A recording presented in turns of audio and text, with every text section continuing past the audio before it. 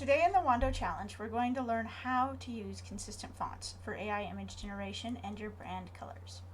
So let's go ahead and get started here.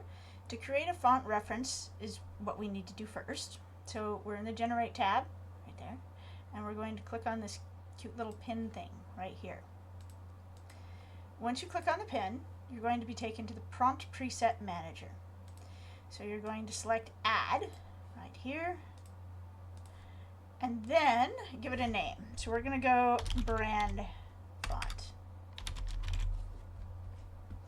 Okay, and then we're going to come over here to these cute little 3 dots right there. Okay, text reference generator. So let's pick a font. You can search fonts. For some reason, Comic Sans is what is coming to mind here, so we're just going to do Comic Sans. Okay, and then we're going to hit Add Reference right here at the bottom. See? And you're done. That's it. The one thing I will do is right here where it says Describe an Image, we'll go ahead and put Use this font reference for all the text in the image. Only use the font in the reference, the font style in the reference. Okay. So there we go. And then what that is going to do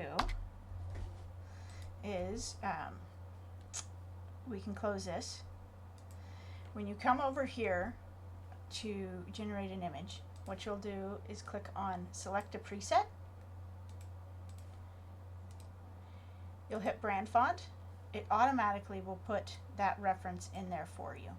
So that way it's there. So then you would put your image prompt in after that, or you can put this in after your image prompt. It doesn't matter what order it's in. But it will put in this text reference here so that it knows what to create the image font like.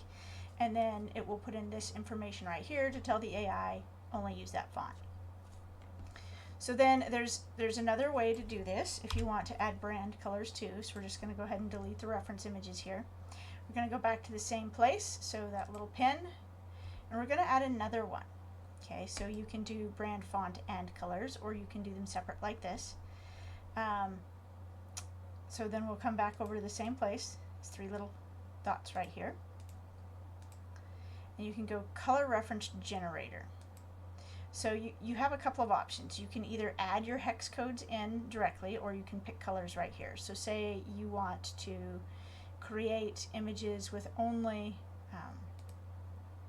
pink and green, right? Not likely, but nonetheless. So we're going to add a color here. We're going to add another color. So when we're doing this, we're just clicking the Add a Color button right here. And then we're going to go Add Color Palette. And we're going to call this Pink Green Color Palette. I never claimed to be a designer, by the way, so that's why we're using pink and green. All right, so now we can click on Add to References. Okay, so here we go. This is going to be your pink green color ref. Okay, so then we can tell it use the colors in this reference for all the fonts and background. For the font and background. For the font and background where applicable for branding. Where it makes sense for branding. Consistency. So if you don't put that last little bit in there about where it makes sense or modify that somehow, it will use pink and green for everything. Like your pictures will be pink and green. Your logo will turn pink and green. So it's really important to tell it where you want to use that color palette. And another thing you can do, if you already know your hex codes, so for example you already have a brand, then you would just hit Add right here. And then you would just type in, so we can go brand colors, right? You can just add in your text colors right here. So this means right here, use brand colors for consistency and font and background colors. And then these are the hex codes for our brand colors in this particular case. So that gives you a way to add all of those presets. And then there's one more that we can add right here. So let's go ahead and add another one. Say you made a social media image and you love the font, right? Like it's just your best font ever, but you don't know what it was. So let's go social media. Okay. Let's use the 3 dots again. This time click on text reference generator. Okay. But this time we are going to go to find a similar font. When you click on that, it's going to ask you to put an image in here.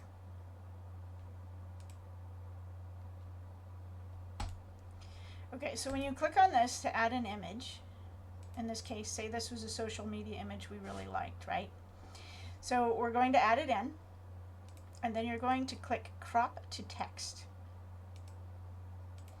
So when you do that, the main goal here is cropping this to only one line of text. So in this case, we are going to go to calm anxiety and use crop. Okay, once you select use crop, it should bring that single sentence of text right here. And then what we're going to click is find similar font. When it does that, it's going to look for the closest matches through Google free fonts. So these are all commercially licensed. You can use them in your social media. You can use them on your website, any of those things, right? And then you can look through the list. There's like 81 more you can look through, right? You just pick the one you like the best. And then right here, we're just going to download one to kind of give you an idea what that's like. We're going to go with Rowdies. Download and install. Font installed successfully. We just hit OK. So then right here, we just click on Add to References. Whoop, right there.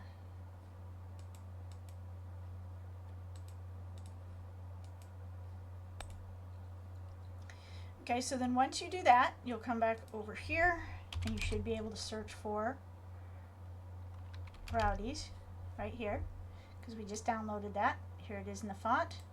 We select Rowdies, Add to References. So that little button right there like we used before.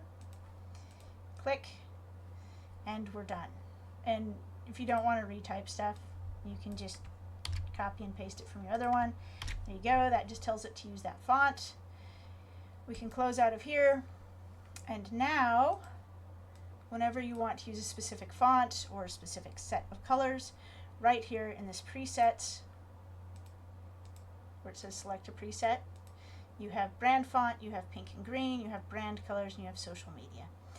And you can see right here, if you click on it, that brings up that font reference right there. And I think that's all for today's lesson. We'll go on to the next one, showing you how to use reference images.